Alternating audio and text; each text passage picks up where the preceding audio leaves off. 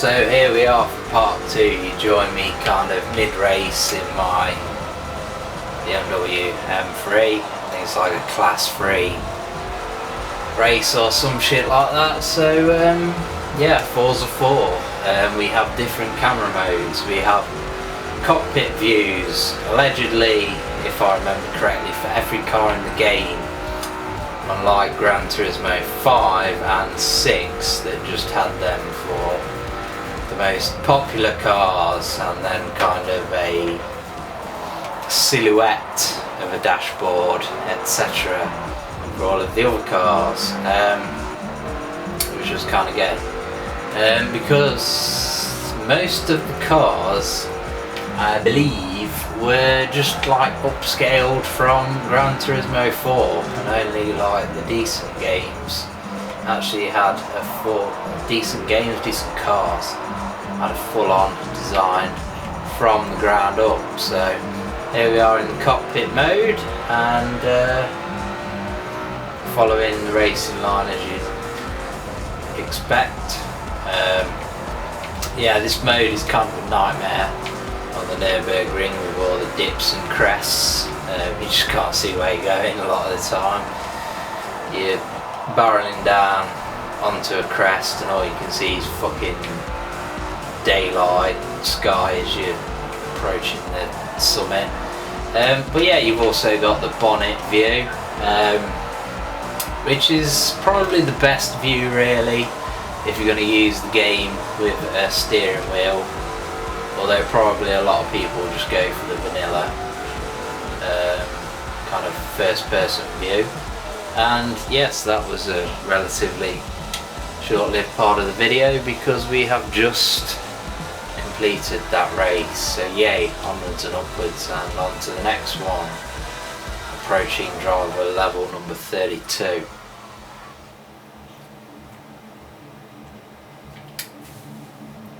So yeah, overall, the game's presented nicely. I do find the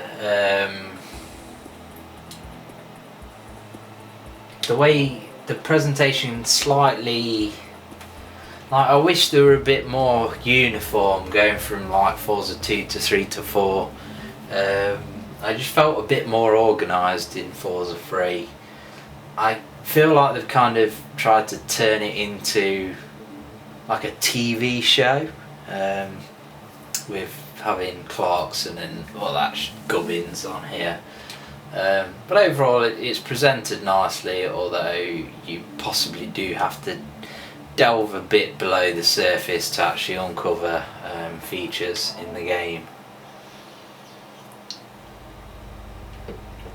So here we start another game, another race should I say, and it always gives you this thing where it kind of cycles through the in-game cockpit. I'm not sure whether you can get rid of that. Not used any handbrakes. There you go, a bit of handbrake, bit of sideways off the track. We also have different kind of telemetry that we can bring up on screen. And we can cycle through these. It shows you how much grip on the tyres and in what direction and the load and all that bollocks. Then we've got suspension travel, body acceleration, that's just G's, tyres, wear's irrelevant, the wear's not at 0% because tyre wear isn't enabled, and we've got heat and damage, which isn't enabled either. So we get rid of that. So yeah, you've got some anal things going on there, but to be honest, it's all just a gimmick. You're not going to set your car up perfectly looking at the fucking load of the front and rear, left, right, upside down, inside out shit, you know what I mean? You're just not going to do it. And yeah, it's nice to have there. You know, it's an optional extra, isn't it? Yeah, what I was saying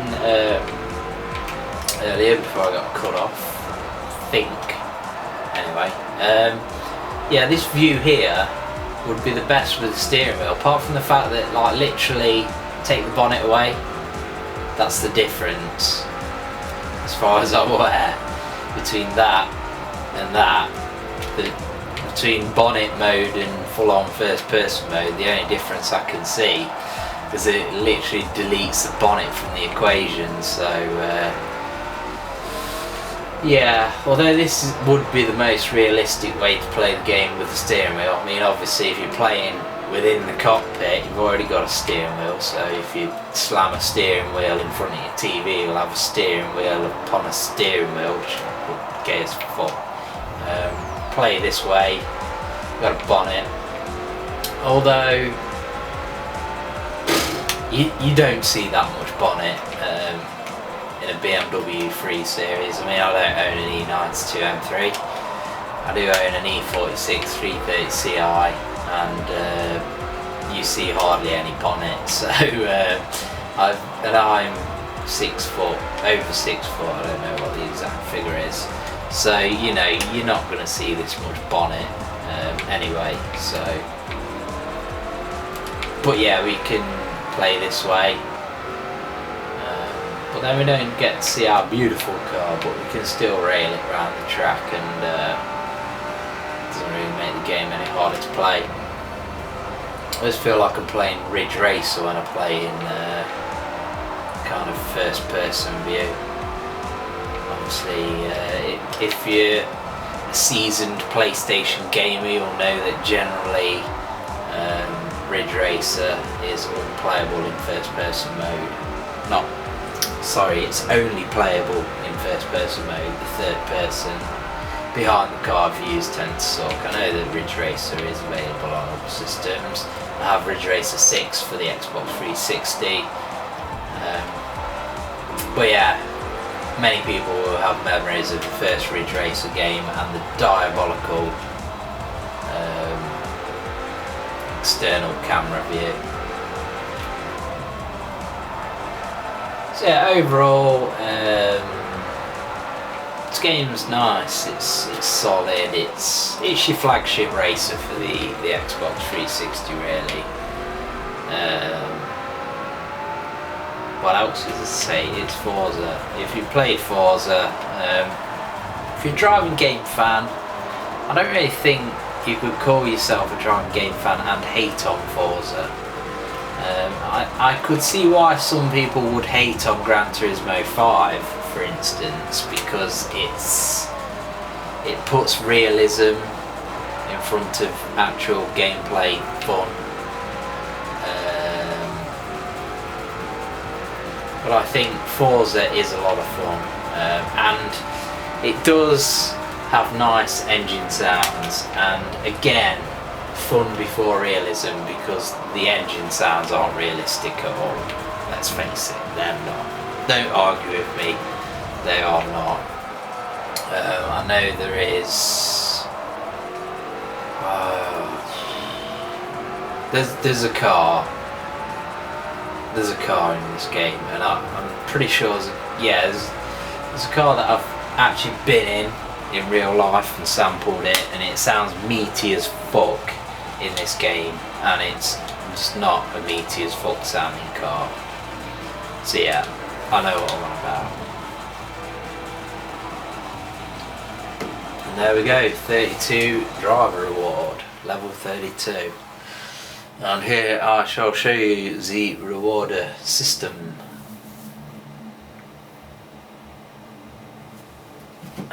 And we get to choose from a car. Viper's a bit gay. We're looking at, I mean, we've got a couple of shitty fucking American cars.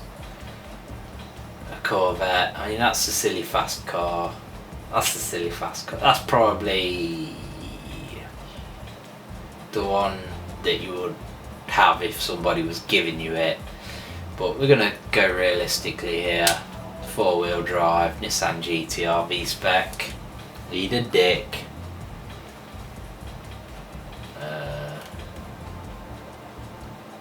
Probably go white for that JDM look. Nice. and we'll just have a bit more M3 time, I guess.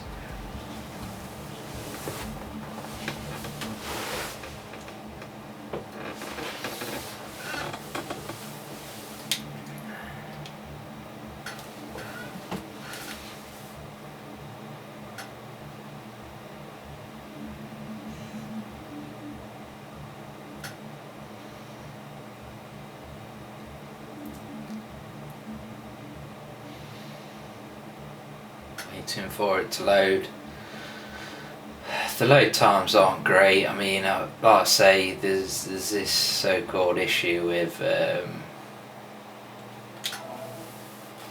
you know, the disc being scratched, but like I say, I mean, it seems to be this one game that has this issue on the 360. You know, the game plays, yet you try and install it and it gives you this disc error. It doesn't load all of the textures correctly. Usually on the Switzerland, Burmese, Alps, whatever they're called, stages.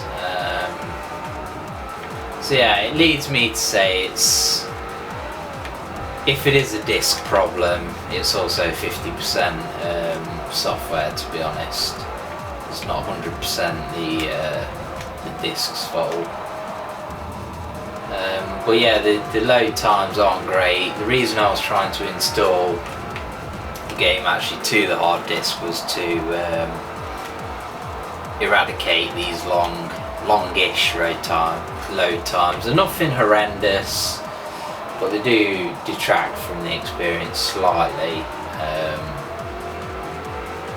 So yeah, that's something to bear in mind. Although, like I say, could be the disc. I don't believe it's 100% the disc. And we shall use the rewind function a bit further until we see green on the racing line. Jobs are good. I don't think there's actually a limit to the amount of rewinding that you can do. I may be wrong. I may just be of a level of player where I don't need to use it to the point where I actually run out of the option. So I don't know whether if you have a brand new disc, whether the game will run fine and load quicker and won't have any sort of texture issues. I did post a video a very long time ago, probably like 2 years ago now maybe, of that texture issue. It might have even only been a year ago, probably was only a year ago. All I know is I got this game for Christmas one year. Yeah, it's just worth bearing in mind.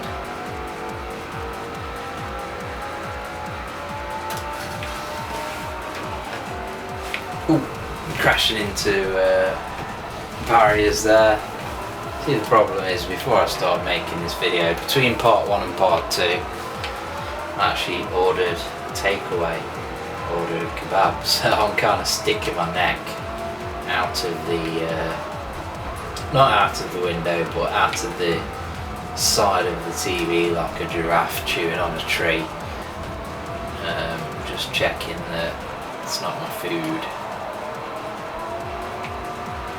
You never know how quickly or slowly these motherfuckers are going to deliver a kebab. Fact. Soundtrack wise, there's nothing memorable on this game. As default,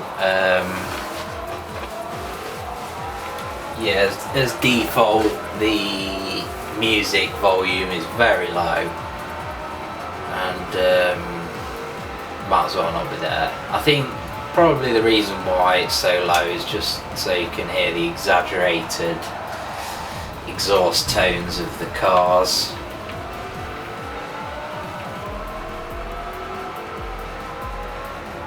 I do like the way that the sky and the scenery pans round. It feels, it's kind of scrolls. You can even use the word scroll with reference to 3D graphics. They kind of scroll, pivot nicely as you turn. You see kind of like the mountains in the background moving. What would be the word? Independently.